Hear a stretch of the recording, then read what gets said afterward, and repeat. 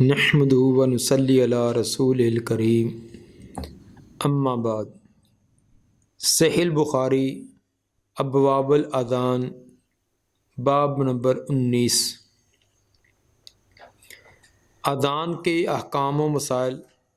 بیان ہو رہے تھے۔ اذان کے احکام کے اختتام پر اور آئندہ نماز کے احکام کے آغاز پر کچھ احکام تھے جو اذان کے متعلقہ ہے متفرق قسم کے، ان کو امام بخاری رحمہ اللہ اس جگہ ذکر کرنا چاہتے ہیں۔ فرمایا کہ حل یتتبع المؤذن فاہ ہا ہونا و ہا ہونا، کیا پھیرے گا امام، گھمائے گا امام اپنا چہرہ اس طرف اور اس طرف؟ ہا ہونا اور ہا ہونا مراد دائیں اور بائیں۔ اذان کے وقت مؤذن اپنی گردن، اپنا چہرہ دائیں اور بائیں گھمائے۔ وَهَلْ يَلْتَفِتُ فِي الْأَذَانِ، اور اسی طرح کیا اذان کا التفات کر سکتا ہے؟ التفات دائیں یا بائیں دیکھنا۔ مقصد امام بخاری رحمہ اللہ کا یہ ہے کہ اذان جو نماز کے لیے ایک دعوت ہوتی ہے، تو کیا اذان کے لیے بھی وہی پابندیاں ہوں گی جو نماز کے لیے ہیں؟ مثلا باوضو ہونا، قبلے کی سمت رخ کیے رکھنا، کلام نہ کرنا، تو یہ تمام پابندیاں اذان کے اندر بھی ہیں یا نہیں؟ چونکہ ان باتوں میں فقہا کا اختلاف تھا، اس لیے حتمی طور پر کوئی فیصلہ تو نہیں کیا، اس لیے حل کے ساتھ بیان کیے کہ حل یتتبع المؤذن فاہ و ہا ہونا و ہا ہونا حل یلتفت فی الاذان۔ البتہ دلائل آگے دینے کے بعد اپنا نظریہ واضح کر دیا ہے۔ فرمایا وَيُذْكَرُ عن بلال، حضرت بلال رضی اللہ تعالیٰ عنہ سے یہ بات ذکر کی جاتی ہے، أَنَّهُ جَعَلَ إِصْبَعَيْهِ فِي أُذُنَيْهِ، کہ انہوں نے اپنی انگلیاں اپنے کانوں میں کی۔ اذان کے وقت انہوں نے اپنی انگلیاں اپنے کانوں میں ڈالی۔ حضرت بلال رضی اللہ تعالیٰ عنہ کا یہ اثر متصل سند کے ساتھ مصنف عبدالرزاق حدیث نمبر 1806 میں ہے۔ اس سے امام بخاری رحمہ اللہ نے اس بات کی طرف اشارہ کیا کہ اذان کے وقت مؤذن اپنی انگلیاں کانوں کا اندر رکھے۔ دوسرا اثر عبداللہ بن عمر رضی اللہ تعالیٰ عنہ کا، وَكَانَ ابْنُ عمر لَا يَجْعَلُ إِصْبَعَيْهِ فِي أُذُنَيْهِ، حضرت عبداللہ بن عمر رضی اللہ عنہما وہ اذان کے وقت اپنی انگلیاں کانوں میں نہ ڈالتے تھے، بغیر انگلیاں کانوں میں ڈالے ہوئے ہی اذان کہتے۔ عبداللہ بن عمر رضی اللہ عنہما کا اثر مصنف عبدالرزاق حدیث نمبر 1816 میں، اسی طرح مصنف ابن ابی شیبہ جلد 1 صفحہ 210 پر ہے۔ اس کے اندر امام بخاری رحمہ اللہ نے 2 اثر بیان کیے ہیں۔ حضرت بلال رضی اللہ تعالیٰ عنہ کا اثر جس کے اندر وہ انگلیاں اپنے کانوں کا در کرتے تھے، اور اس کو یذکرو مجہول کے صیغے سے بیان کیا ہے، اور عبداللہ بن عمر رضی اللہ عنہما وہ انگلیاں کانوں میں نہ ڈالتے تھے، ان کا معروف صیغے سے بیان کیا کہ لا یجعل اصبعیہ فی اذنیہ۔ اس اسلوب سے بھی امام بخاری رحمہ اللہ کا رجحان اس طرف معلوم ہوتا ہے کہ وہ کانوں میں انگلیاں ڈالنے کے لزوم کے قائل نہیں، کہ کوئی لازمی نہیں ہے کہ اذان کے وقت انگلیاں کانوں کے اندر کی جائیں۔ اگر بغیر کانوں کے اندر انگلیاں کرنے کی اذان کہی جائے گی، اذان درست ہوگی۔ البتہ اس کی کچھ علتیں بیان کی جاتی ہیں کہ اذان کہتے وقت انگلیاں کانوں میں دی جائیں تو اس میں کئی ایک حکمتیں ہیں، کئی ایک فوائد ہیں۔ ایک بڑا فائدہ تو یہ کہ مؤذن جب اس نے کانوں کے اندر انگلیاں کی ہیں تو اس کو اپنی آواز آہستہ محسوس ہوگی، تو وہ اور زیادہ بلند آواز کرنے کی کوشش کرے گا، اور اذان کے اندر اصل مقصود یہی ہوتا ہے کہ دور تک آواز جائے اور تمام لوگوں کو سنائی دے۔ تو جب انگلیاں کانوں میں ہوں گی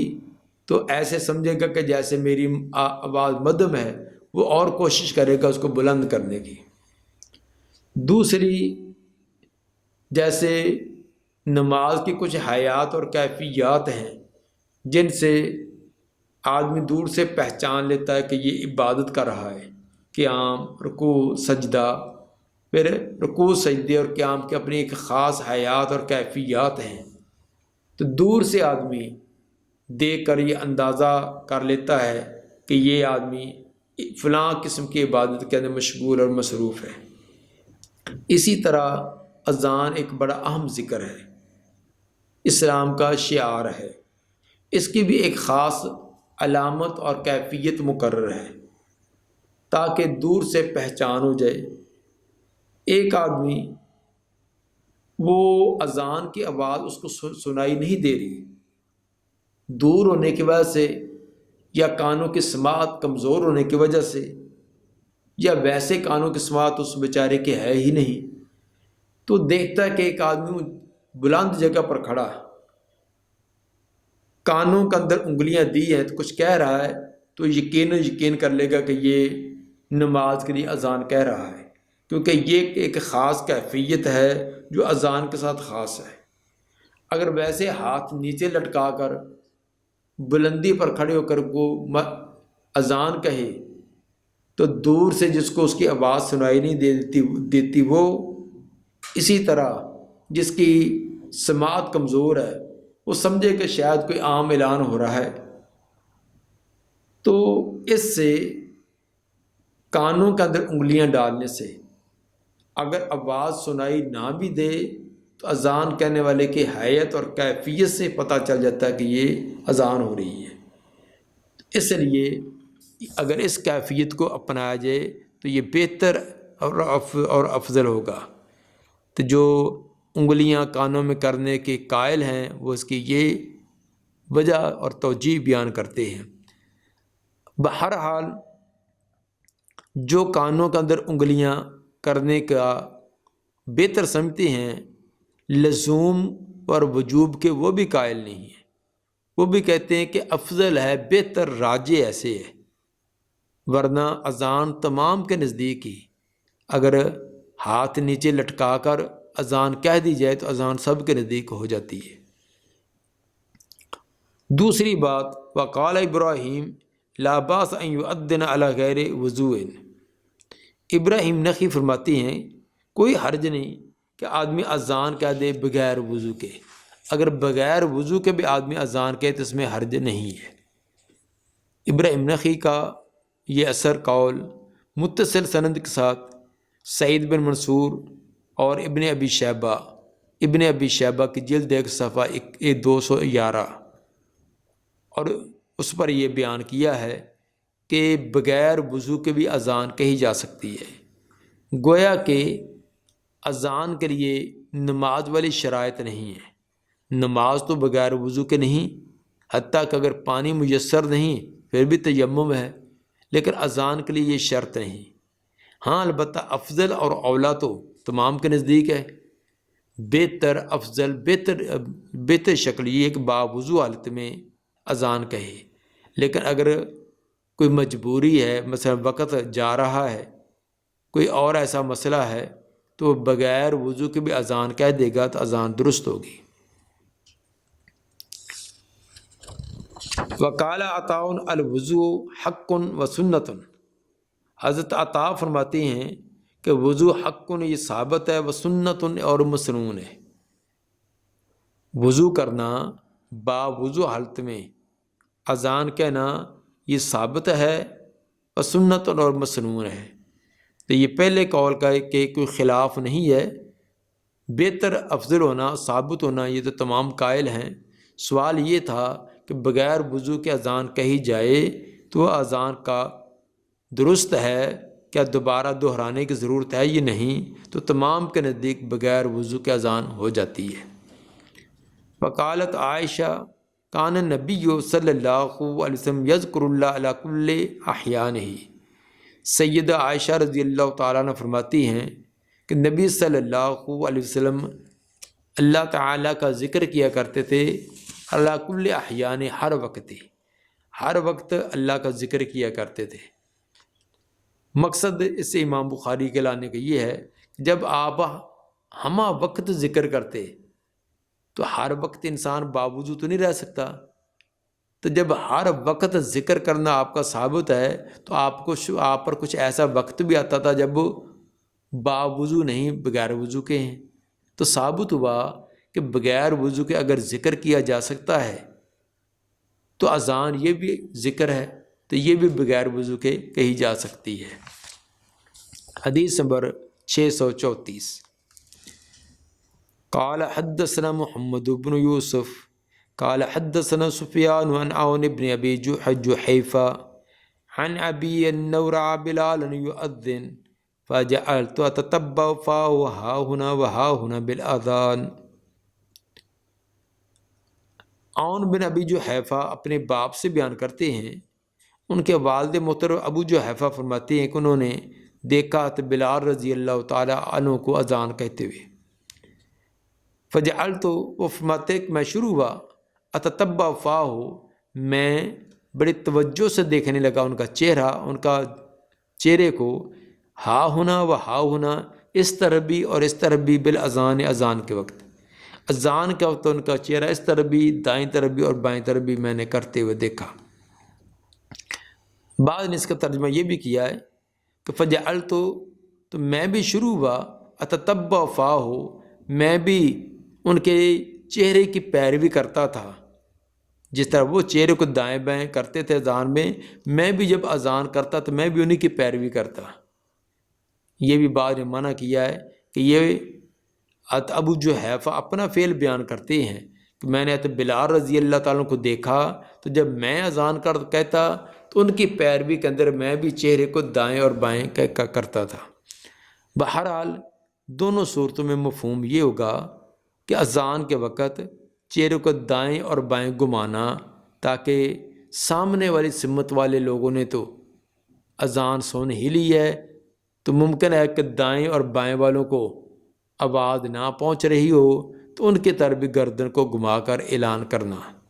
لیکن یہ کس وقت کرنا ہے، یہ دوسری روایات کے اندر اس کی صراحت بھی ہے کہ یہ حی علی الصلاۃ پر دائیں طرف اور حی علی الفلاح پر بائیں طرف۔ باب نمبر 20، باب قول الرجل فاتتنا الصلاۃ، باب آدمی کا یہ کہنا کہ نماز ہم سے ضائع ہوگی، نماز ہم سے رہ گئی، تو کیا اس طرح کہنا درست ہے؟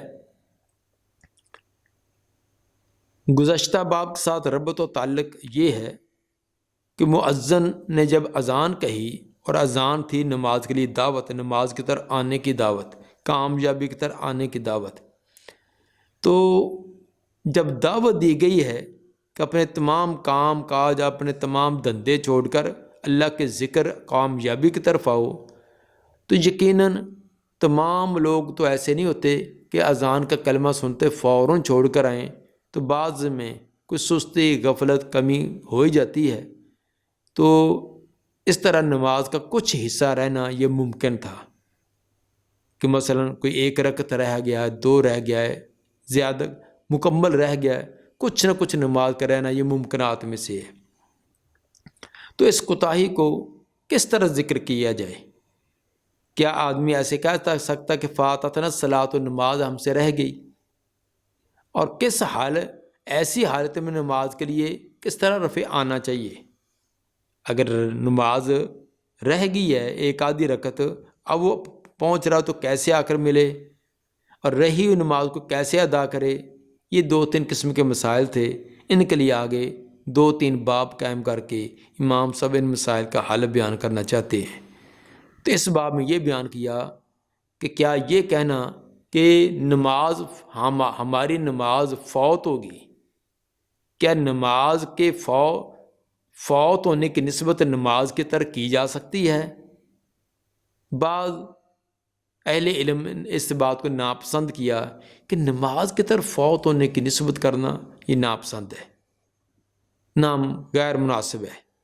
اس لیے وہ کہتے تھے ایسے نہیں کہنا چاہیے، بلکہ یہ کہنا چاہیے کہ ہم سے نماز رہ گئی، سستی اور کوتاہی کی نسبت اپنی طرف کرو، نماز کی طرف نہ کہو کہ نماز فوت ہو گئی ہے۔ وقاریہ ابن سیرین ان یقولا، ناپسند کیا محمد بن سیرین نے کہ یہ کہ آدمی کہے فاتتنا الصلاۃ، کہ نماز ہم سے فوت ہوگی، نماز ہم سے رہ گئی، یعنی نماز کی طرف یہ نسبت کرنا یہ ناپسند ہے۔ ولیکن لیقل، البتہ وہ ایسے کہے لم ندرک، ہم نماز کو پا نہیں سکے، ہم ادراک نہیں کر سکے۔ وقول النبی صلی اللہ علیہ وسلم صح، لیکن نبی صلی اللہ علیہ وسلم کی بات ہی زیادہ صحیح ہے، زیادہ بہتر ہے۔ محمد بن سیرین رحمہ اللہ نے اگرچہ یہ بات کہی ہے کہ اس طرح کا لفظ بولنا یہ ناپسند ہے، لیکن نبی صلی اللہ علیہ وسلم سے یہ ثابت ہے کہ آپ نے اس طرح نسبت کی ہے، تو جب آپ نے کی ہے تو اب اس کے اندر کراہت والا کوئی پہلو نہ رہا، تو جب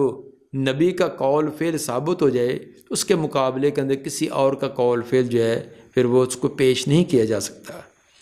نبی صلی اللہ علیہ وآلہ وسلم سے ایک تو آگے جو روایت بیان کی اسی میں ثابت ہے، اور ایک جو ہے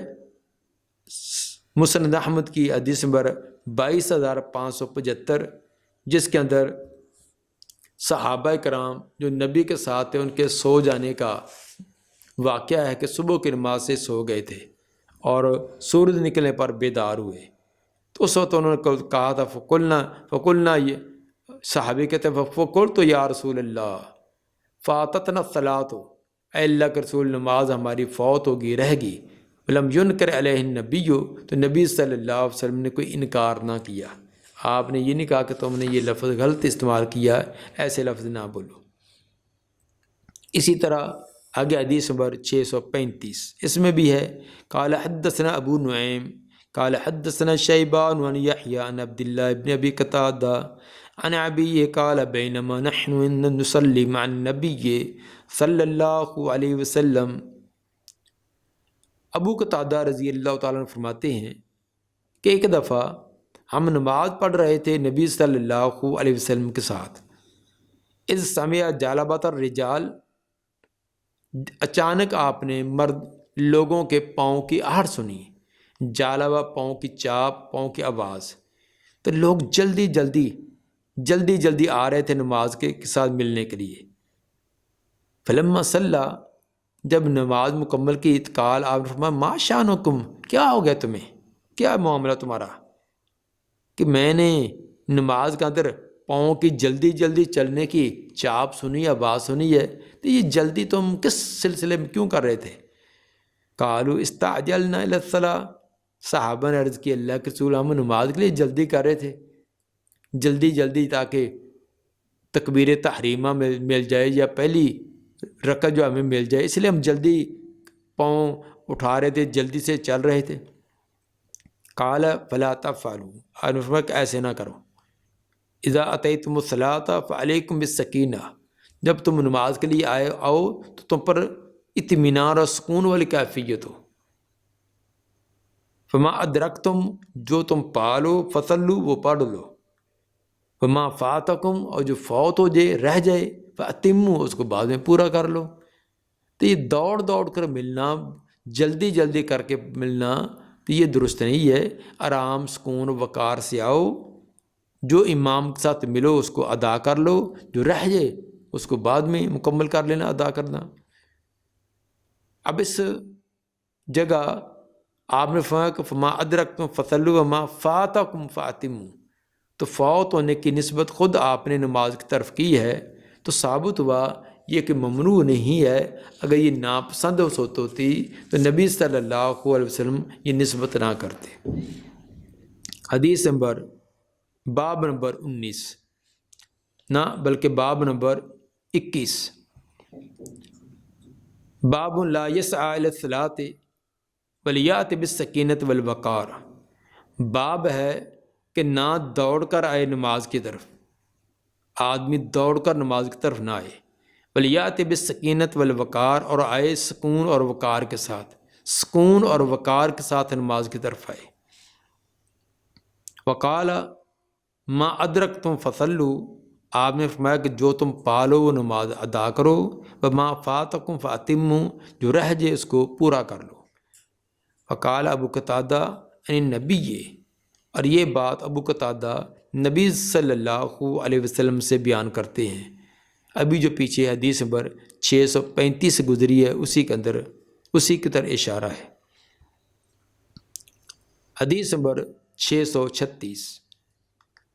قال حدثنا آدم قال حدثنا ابن ابی ذئب قال حدثنا زہری عن سعید بن المسیب عن ابی ہریرہ عن النبی صلی اللہ علیہ وسلم وعن زہری عن ابی سلمہ عن ابی ہریرہ عن النبی صلی اللہ علیہ وسلم۔ سند دو سندیں بیان کی ہیں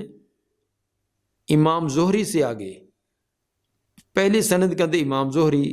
سعید بن مسیب سے، اور وہ سیدنا ابو ہریرہ رضی اللہ تعالیٰ عنہ سے بیان کرتے ہیں، اور دوسری سند لائے کہ امام زہری ابو سلمہ سے بھی بیان کرتے ہیں، ابو سلمہ بھی آگے سیدنا ابو ہریرہ رضی اللہ تعالیٰ عنہ سے بیان کرتے ہیں۔ قال، آپ نے فرمایا اذا سمعتم الاقامہ، جب تم اقامت تکبیر سنو، فمشوا الی الصلاۃ، تو چل کر چلو جاؤ نماز کی طرف، دوڑ کر نہیں بلکہ چل کر جاؤ۔ وعلیکم بالسکینۃ والوقار، چلنے کی کیفیت بھی کیا ہونی چاہیے کہ تم پر سکون اور وقار ہو، سکون اور وقار کے اچھے انداز سے چل کر جاؤ۔ ولا تسرعوا، جلدی نہ کرو، دوڑنا جلدی کرنا یہ نہ کرو۔ فما ادرکتم فصلوا، جو تم پالو وہ پڑھو، جو رکھتے تم پالو اس کو ادا کر لو۔ ما فاتکم، جو رہ جائے فاتموا، اس کو بعد میں پورا کر لو۔ تو اس لیے یہ دوڑنے کی ضرورت نہیں ہے۔ تو اگر بہت ہی آپ کو شوق تھا تو 2 منٹ 5 منٹ آپ نے پہلے آنا تھا۔ اگر کسی عارضے کی وجہ سے رہ ہی گئے ہو تو اب یہ دوڑ کر آنا یہ درست نہیں ہے، بلکہ سنجیدگی، وقار اور سکون یہی لازمی کرو۔ مسبوق کے بارے میں، مسبوق مانا جو کوئی رکعت رہ گیا ہے، جو بعد میں آ کر ملا، 1 رکعت رہ گیا، 2 رہ گیا، اس کو مسبوق کہتے ہیں۔ تو مسبوق مقتدی کے بارے میں جو لفظ آیا وہ اتمام کا، اور بعض روایات میں قضاء کا بھی ہے، وہ قضاء دے، یہ 2 لفظ آئے ہیں۔ اتمام کا معنی ہوتا ہے جو رہ گئی ہے اس کو مکمل کرنا، جو پہلے پڑھی ہے وہ پہلی ہوگی، جو رکعت رہ گئی ہے وہ مکمل کر لو۔ اس اعتبار سے معنی بنے گا کہ جو امام کے ساتھ تم نے آ کر ملے ہو وہ مقتدی کی پہلی ہوگی۔ مثلا امام پہلی 2 رکعتیں پڑھا چکا ہے، آخری 2 رکعتوں میں مقتدی آ کر ملا، تو مقتدی کی، امام کی آخری 2 ہیں، مقتدی کی وہ پہلی 2 ہوں گی، اور اس کے بعد امام کے سلام پھیرنے کے بعد جو مقتدی کھڑا ہو کر 2 ادا کرے گا، یہ اتمام ہے۔ تو جو تم نے پالو وہ ادا کرو، جو رہ گئی ہے اس کو مکمل کرو۔ مکمل جو ہے رہی ہوئی چیز بعد میں ہوتی ہے، بعد کے اندر مکمل کیا جاتا ہے۔ تو اتمام کا لفظ کا تقاضا یہ ہے کہ امام کے ساتھ پڑھی جانے والی نماز وہ پہلی ہوگی، اور جو رہ گئی ہے وہ بعد والی ہوگی۔ لیکن بعض روایت میں قضاء کا لفظ ہے، لیکن قضاء کا مفہوم اس کے متضاد ہے۔ اس کا مطلب یہ ہوگا کہ جو امام کے ساتھ پڑھی ہیں آخری وہ تمہاری آخری ہیں، اور جو رہ گئی ہے پہلی رکعت یا دوسری رکعت وہ قضاء، اس کی قضاء دو، یعنی وہ بعد میں ادا کرو۔ لیکن یہ قضاء کا لفظ اکثر راویوں نے اتمام کا لفظ بولا ہے، بعض نے قضاء کا، لیکن قضاء کا معنی یہ اتمام کے معنی میں بھی استعمال ہوتا ہے، خود قرآن میں بھی اور احادیث میں بھی۔ جس طرح سورہ جمعہ فرمایا کہ فَإِذَا قُضِيَتِ الصَّلَاةُ، اور یہاں قُضِيَتِ الصَّلَاةُ اتمام کے معنی میں جب نماز مکمل کر لی جائے، تو قضاء کا معنی اتمام کا معنی بھی ہے۔ اس لیے جن راویوں نے قضاء کا لفظ بولا ہے وہ دوسرے جمہور راویوں والا لفظ اتمام والے کے معنی میں ہی ہے۔ اگر یہی ہو کہ قضاء کا لفظ بھی اتمام کے معنی میں ہے تو پھر تو بات بالکل واضح ہے کہ امام کے ساتھ پڑھی ہوئی وہ پہلی رکعت ہوں گی اور جو باقی ماندہ وہ بعد میں ادا کر لے۔ امام کے ساتھ پڑھی ہوئی یہ آخری رکعت ہیں اور پہلے پڑھی جانے والی وہ جو ہے وہ یعنی امام کے ساتھ جو پڑھی ہوئی ہے اگر وہ آخری رکھتے تھیں تو آخری سمجھی جائیں اور جو رہ گئی وہ پہلی سمجھی جائیں، جس طرح کہ قضاء کا مفہوم بیان کرنے والے لوگ بیان کرتے ہیں۔ تو اس میں دیگر نمازوں کے اندر تو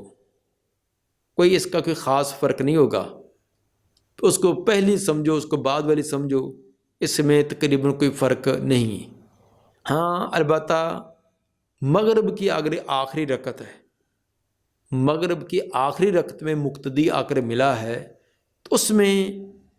اب وہی فرق آئے گا کہ یہ مقتدی کی پہلی شمار کی جائے یا آخری۔ مثلا فرق یہ ہوگا جن کے نزدیک امام کے ساتھ پڑھی ہوئی مقتدی کی پہلی رکعت ہے تو جب وہ تیسری رکعت میں مغرب کی تیسری رکعت میں آ کر ملا ہے تو یہ گویا کہ مقتدی کی پہلی رکعت ہے۔ اب امام کے سلام پھیرنے کے بعد وہ کھڑا ہو کر ایک رکعت پڑھے گا تو یہ اس کی 2 ہوگی، 2 کے بعد تشہد ہے، 2 رکعتیں پڑھنے کے بعد تشہد پڑھے گا، تشہد پڑھنے کے بعد پھر کھڑا ہوگا، پھر تیسری رکعت پڑھے گا، پھر تشہد، آخری تشہد ہوگا۔ یہ ہوگا ان کے نزدیک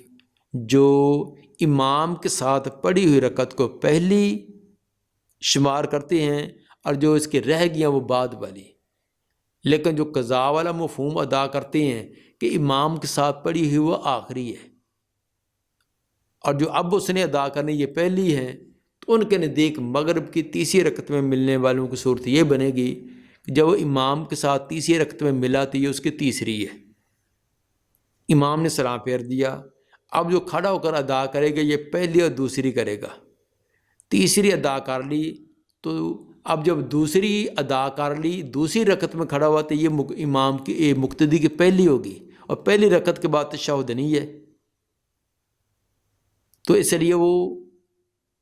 اب اکیلا جو کھڑا ہو کر ادا کرتا ہے پہلی رکعت وہ اس کی پہلی ہوگی، پھر بغیر تشہد کے بیٹھے ہوئے وہ دوسری کے لیے بھی کھڑا ہو جائے گا،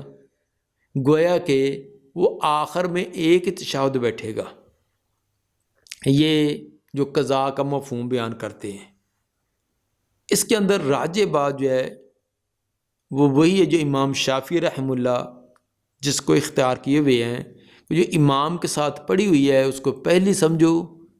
اور جو رہی ہوئی ہے وہ بعد والی۔ اس کے اندر ایک تو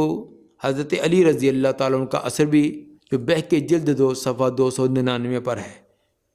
کہ وہ فرماتے ہیں کہ امام کے ساتھ جو نماز تو پالو وہ تمہاری پہلی نماز ہوگی، جو امام کے ساتھ پاؤ وہ تمہاری پہلی نماز ہے، تو اس لیے جو رہ گئی ہے وہ بعد میں ادا کر لو۔ اور اسی طرح اگر یہ کہا جائے کہ امام کے ساتھ پائی جانے والی آخری ہے تو جو رہ گئی ہیں اب وہ ان کو ادا کرنا، جو رہی ہوئی ہے وہ تمہاری پہلی دوسری ان کو ادا کرنا ہے، تو امام کے ساتھ تو تیسری رکعت پانے والے نے تشہد بھی پا لیا ہے، تشہد پایا تھا، اب اس کا معنی کہ تیسری رکعت پا لی ہے بمع تشہد، اب اٹھ کر وہ پہلی دوسری رکعت ادا کر لے، اس کو تشہد پڑھنے کی ضرورت نہیں کیونکہ وہ تو امام کے ساتھ پڑھ چکا ہے۔ تو قضاء کا معنی تو یہ ہوا جو رہی ہے چیز وہ ادا کرے، تو جو پا لی ہے وہ ٹھیک ہے، تو پایا اس نے کیا ہے آخری رکعت بمع تشہد، تو گویا کیا وہ آخری رکعت بمع تشہد یہ نہیں دہرائے گا، پہلی دوسری رکعت دہرا لے تو گویا کہ آخری تشہد پڑھنے کی ضرورت نہیں، حالانکہ اس کا کوئی بھی قائل نہیں۔ اس لیے زیادہ راجح اور واضح بات یہی ہے جو امام شافعی نے اختیار کی۔